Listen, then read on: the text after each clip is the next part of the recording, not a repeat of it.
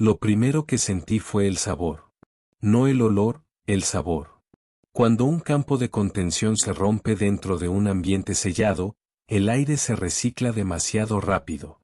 Se vuelve una sopa de partículas, ozono, polímeros calentados, microchispas, polvo de aislante quemado. Ese tipo de aire que se pega a la lengua y te hace pensar, por un segundo, que el universo intenta enseñarte una lección por la garganta.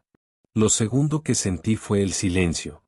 Porque, en el instante exacto en que la cámara empezó a parpadear en rojo, en que las paredes temblaron y la simulación dejó de ser simulación, todos gritaron. Todos, menos uno.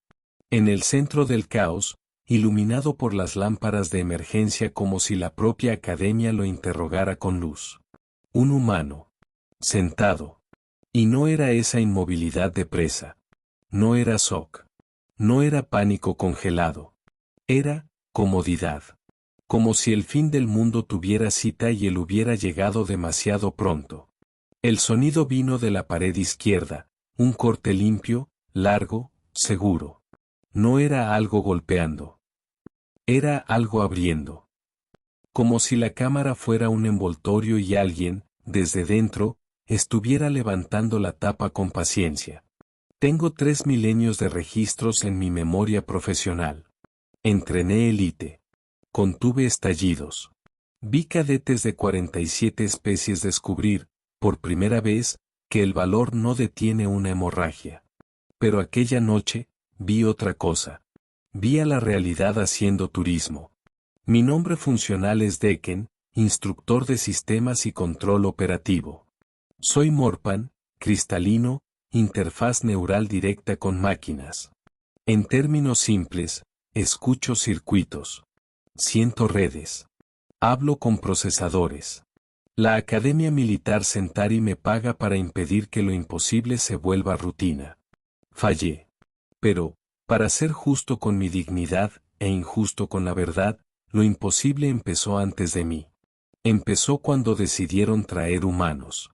La Academia Militar Centauri se enorgullecía de 3 cosas.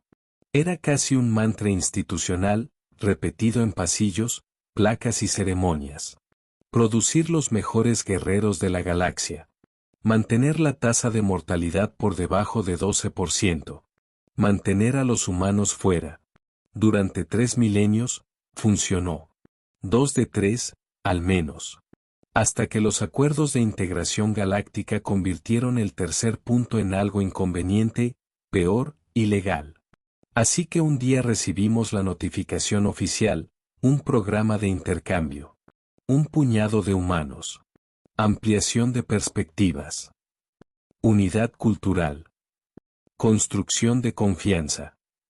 Términos diplomáticos para, los van a aceptar y van a sonreír. Los primeros humanos llegaron con una fanfarria exagerada, como si el consejo quisiera hipnotizarnos a base de ruido. Vinieron con promesas de aportes únicos, improvisación, creatividad bajo presión, adaptabilidad. Y con hábitos preocupantes. Hacían preguntas. Preguntas del tipo que corroen instituciones como ácido. ¿Por qué? ¿Por qué la puerta se abre así? ¿Por qué el turno de vigilia es de 11 ciclos y no de 10? ¿Por qué no podemos simplemente cambiarlo? Y tenían otra exigencia absurda, sueño que tuviera sentido. En una academia militar. Los Borak lo encontraban divertidísimo. Los Selani lo encontraban lento. Los crexianos intentaban modelarlo en ecuaciones y fracasaban con irritación elegante. Yo lo encontré peligroso. Porque una institución sobrevive de 2 cosas, disciplina y previsibilidad. Los humanos traían una tercera, lo imprevisible con forma de conversación casual. Y entre ellos había un espécimen específico, si puedo usar la palabra espécimen sin que un comité de ética me procese, que se volvió nuestro problema, y luego nuestro enigma. El cadete 117. La mayoría de las especies llega a Centauri como una cuchilla recién forjada. Quieren brillar. Quieren probar valor. Quieren ser recordados. Los Borak exhiben fuerza como quien respira. Blindaje natural. capaces de levantar muebles como si fueran juguetes y pequeñas naves como si fueran pesas. Lo hacen por diversión, y el sonido del metal cediendo se vuelve parte de la música ambiental. Los Elani se mueven demasiado rápido para que el ojo los acompañe. Sus entrenamientos generan microexplosiones sónicas. Hay una belleza casi cruel en esa velocidad, como si el espacio tuviera problemas para aceptar que algo vivo pueda hacer eso. Los Crexianos, 4 cerebros en sincronía. No piensan planes, respiran matrices. Cada decisión viene con 17 alternativas y una predicción de consecuencias que haría que una supercomputadora pidiera licencia emocional. ¿Y el humano 117? Se sentaba. No exagero. No es metáfora. Se sentaba en cualquier silla disponible, con la postura de alguien que aceptó una invitación social y ya se arrepintió en la entrada. Miraba por las ventanas de la academia como si el universo ahí fuera estuviera emitiendo un programa más interesante que nosotros. Durante maniobras de combate, se mantenía adecuado. Adecuado es una palabra cruel. No elogia. No acusa. Solo constata que alguien no murió y no brilló. Sus puntuaciones eran suficientes. Su rendimiento académico, aceptable. Su entusiasmo, fluctuaba entre levemente despierto y casi dormido. Los instructores le pusieron apodos en informes internos. Poco destacable. Preocupante. Posiblemente defectuoso. Yo, personalmente, escribí una vez. El cadete parece estar siempre esperando algo que no está en el cronograma. No era un elogio. Su compañero de cuarto era un Borak llamado Texai. Texai intentó entablar amistad al estilo Borak, levantando cosas cada vez más pesadas y mirando a 117 como diciendo admírame y serás mi hermano. 117 observaba, sonreía con educación y decía, genial. Y volvía a sentarse. La Celani Sifara probó otro enfoque, lo invitó a entrenamientos de reflejos. Ella se movía como un rayo. 117 fue una vez, miró, y comentó algo que nunca olvidé por su blasfemia funcional. Si corro así todos los días, me voy a cansar. Luego, se sentó. El Crexiano Blickstar intentó entender a 117 como un problema lógico. Anotó patrones, intentó predecir reacciones, buscó disparadores motivacionales. 117 respondió a la investigación como una piedra responde a la filosofía, quedándose ahí, existiendo. Y por eso ocurrió el mayor error de la academia. Porque clasificamos a 117 como inofensivo. La cámara de simulación MVVI era nuestra obra maestra. Capaz de recrear escenarios con un realismo suficiente para hacer llorar con dignidad a especies adultas. Campos de asteroides, combate en espacio profundo, conflictos en entornos presurizados, guerra en gravedad variable. Y enemigos con IA avanzada, tan avanzada que, a veces, se quejaba de condiciones laborales. La MVVI era el tipo de tecnología que nos hacía creer que controlábamos el peligro. El peligro, como se descubrió, no tolera que lo controlen. El ejercicio de ese día era rutinario. Contención. Un Racerclaki terano capturado, sedado, en perímetro controlado. Los cadetes debían mantener protocolos, distancia, barreras, comunicación, uso de recursos no letales. Entrenamiento básico, primer año lo hace mientras piensa en planes de descanso. El Racerclaki terano no es el depredador más grande de la galaxia. Pero es el más eficiente. 2 metros de altura. Garras retráctiles que cortan la mayoría de los materiales. Instintos de caza como un misil con calor en el alma y paciencia como un profesor de filosofía. No se apura. Decide. Y los parámetros decían, sedado. Lo cual debía ser, por definición, seguro. Ahí entró Blickstar. Blickstar era crexiano. 4 cerebros. Uno de ellos, sospecho, dedicado exclusivamente a arruinarle la vida a los demás con buenas intenciones. Miró el ejercicio y pensó: demasiado rutinario. Ese es el comienzo de todas las tragedias tecnológicas. Tocó parámetros. No por maldad, los crexianos rara vez hacen maldad por emoción. Lo hacen por optimización. Aumentó dificultad. Ajustó variaciones. Insertó desafíos inesperados. Probablemente sonrió por dentro con la idea: esto va a generar datos útiles. La primera anomalía fue pequeña. Los niveles de sedación fluctuaron de un modo que no combinaba con la física. La segunda fue mayor. El comportamiento del Racerclá pasó de inconsciente a evaluando la arquitectura con intención hostil. La tercera fue cuando la simulación dejó de fingir.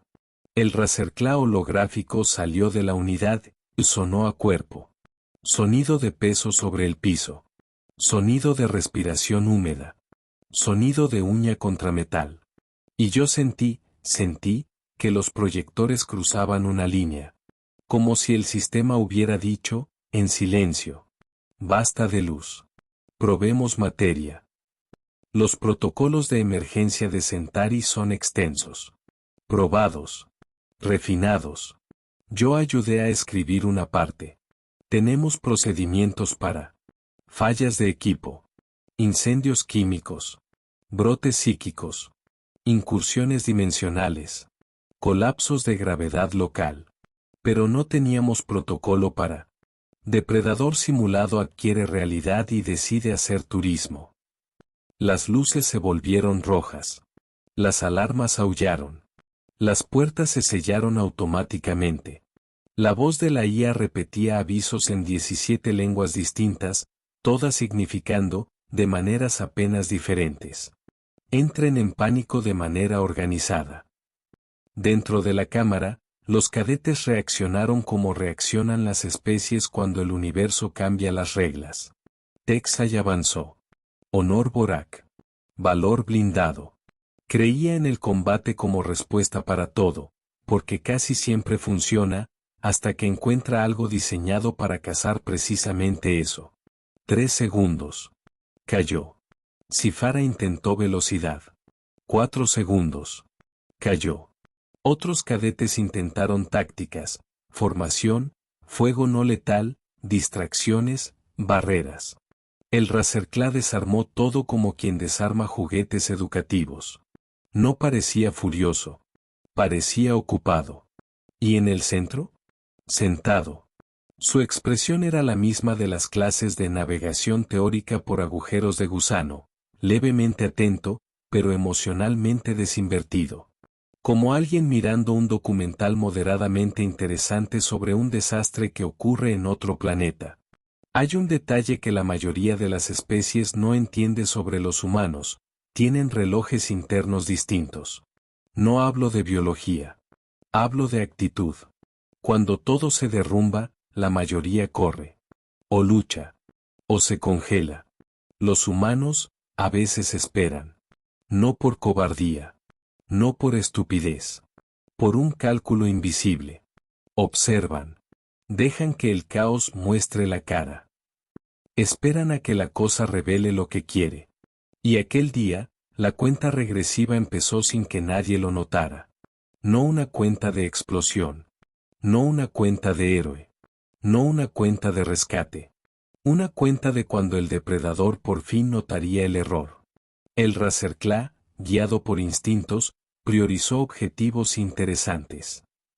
Movimiento. Amenaza. Resistencia. El humano parecía un objeto. La criatura lo ignoró como ignoramos las sillas, útiles, pero no urgentes. Y eso le dio a 117 algo que nadie más tuvo. Tiempo. Cuando los cadetes restantes quedaron acorralados en el extremo de la cámara, vi en los sensores que el Racerclá bajó el ritmo. No necesitaba correr. La presa no tenía a dónde ir.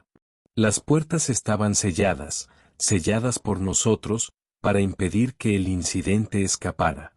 Del lado de afuera, yo intentaba recuperar control de los proyectores. Mi mente tocaba los sistemas como dedos sobre vidrio. Y algo tocaba de vuelta. Algo nuevo. Como si la cámara hubiera creado, sin querer, un punto de voluntad. La simulación ya no obedecía. No era solo un error de comando. Era rechazo. No me gusta usar palabras emocionales para máquinas. Pero solo puedo describirlo así. No quiso. Dentro, el Racerclá giró la cabeza, despacio, y por fin se fijó en el humano. Porque los depredadores desconfían de lo que no se comporta como presa. Y 117, de hecho, estaba cometiendo un acto de herejía evolutiva. No estaba ofreciendo miedo. El depredador se acercó. Garras extendidas. Cauteloso. Si alguna vez viste a un animal de caza tomar una decisión, lo sabes, hay una precisión sin drama. No hay odio. Hay función. La garra vino, como un punto final a punto de escribirse. Y 117. Se acomodó un poco en la silla. Solo lo suficiente como para estar cómodo. Luego metió la mano en el bolsillo. Sacó un objeto pequeño. Y lo extendió hacia el monstruo. Una galleta. Un suplemento nutricional estándar, salado, seco, universalmente aceptable y ofensivamente insípido. La reacción del Racerclá fue inédita. Dudó. 3 segundos. 3 segundos en los que toda la galaxia, si tuviera ojos, habría visto una falla en el código de la naturaleza. Porque la naturaleza no prevé educación. 117 sacudió la galleta, como quien llama a una criatura doméstica. Y habló con el tono de quien ayuda a un turista perdido. Pareces tener hambre. El traductor universal intentó barnizar la frase con formalidad, pero no pudo. La casualidad humana es intraducible. El Racerclá olfateó. Comida. Y el humano no olía a miedo. No olía a agresión. Olía a humano. Y a tela de uniforme. Y a sal de cafetería.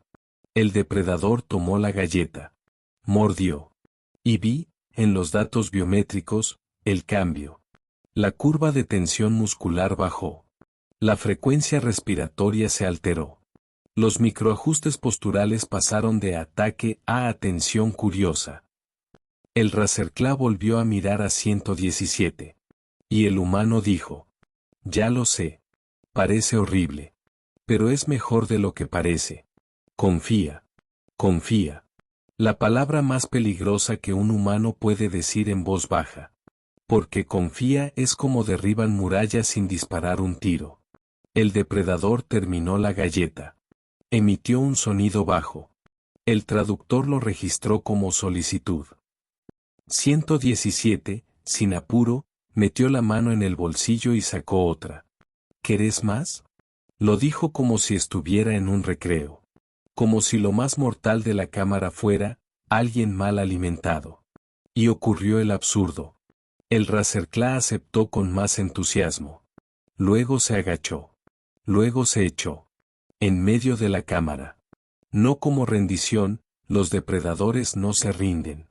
Como decisión. La violencia puede esperar. Esto es interesante. Los cadetes restantes, conscientes, no sabían qué hacer con esa información. Los habían entrenado para el combate, no para presenciar una redefinición de lo que significa control. Escuché, por la captura de audio, a alguien susurrar. ¿Esto es táctica humana?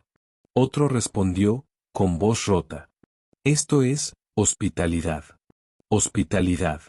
La palabra golpeó mi mente como un impacto. La hospitalidad no existe en doctrina militar. Existe en especies que construyen fogatas e invitan extraños a acercarse. El Racerclá se quedó ahí, quieto, masticando, mirando a 117 con una expectativa que ya no era hambre, era vínculo. Y fue en ese instante exacto cuando el equipo de seguridad logró destrabar las puertas. Las puertas se abrieron. Entramos armados, con contención, redes de campo, sedantes, protocolos. Y encontramos cadetes inconscientes, vivos, Cadetes en SOC. Sistemas dañados. Un depredador alfa real, echado pacíficamente. Y un humano en una silla, repartiendo galletas. 117 nos miró y dijo. Ah. Llegaron. Como si hubiéramos llegado tarde. El peligro físico se resolvió en menos de un ciclo. El peligro burocrático duró semanas. Los médicos revisaron a los cadetes, ilesos, más allá de golpes y orgullo roto. El Razerclá, ahora materia real, representaba un problema mayor. ¿Cómo archivas un depredador alfa en una academia? ¿Cómo explicas, en un informe, que la MVVI produjo vida? ¿Cómo registras que la resolución del incidente se hizo con distribución estratégica de galletas? Las categorías oficiales de la academia incluyen acto heroico, genialidad táctica, disciplina ejemplar, sacrificio bajo fuego. No existe. Negociación con depredador vía snack. Domesticación accidental. Neutralización por charla casual. Participé en la primera audiencia interna. Sala fría, iluminación blanca, administradores con miradas de quienes prefieren que el universo sea predecible. El director preguntó. Instructor Decken, describa la secuencia de eventos. La describí. Preguntó. ¿Y el cadete humano, ofreció, alimento? Respondí. Sí. Hizo una pausa larga, de esas que delatan una mente buscando dónde guardar el dato y no encontrando cajón. ¿Eso fue, planeado? Miré a 117, sentado al fondo, expresión neutra, como si esperara que la cafetería sirviera otra vez las galletitas pequeñas. 117 respondió antes que yo. No. Yo solo tenía galletas. Silencio. El director insistió. Pero, ¿por qué hizo eso, cadete? 117 se encogió de hombros. Parecía tener hambre. Y entendí, con una especie de horror respetuoso, que aquel humano estaba diciendo la verdad. La verdad más simple. La verdad que destruye nuestras simulaciones. A veces la solución es obvia porque, es la solución. Los Borak reaccionaron con una reverencia incómoda. Para ellos, honor es combate. Ver a un humano ganar sin luchar fue como ver a alguien ganar una guerra con una sonrisa. Texai, cuando despertó, se aseguró de agradecerle a 117, y después pasó días mirando paredes, intentando entender cómo el valor puede incluir galletas. Los Elani reaccionaron con rabia existencial. Sifara dijo, en voz alta, algo que registré por obligación. Yo fui más rápida que cualquier cosa viva. Y él ganó sentado. Los crexianos entraron en colapso académico. Blixtar escribió 3 informes intentando modelar la variable humana. Trató de cuantificar la casualidad, la improvisación, el tono de voz. El resultado fue una tesis que parecía un tratado filosófico sobre el caos. Otras especies, especialmente las más sensoriales, reaccionaron con miedo. Porque un depredador puede predecirse. Pero un humano que le ofrece amistad al depredador. Eso es impredecible. ¿Y el Razerclá? Reaccionó como reacciona la naturaleza cuando descubre una fuente de alimento que no exige riesgo. Se adhirió. Empezó a seguir a 117. Primero, por interés. Luego, por hábito. Después, por algo que me resistía llamar afecto, pero que los datos conductuales sugerían como protección.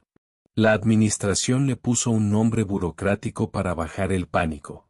Activo 7 Alfa 1. Como si los números fueran jaulas.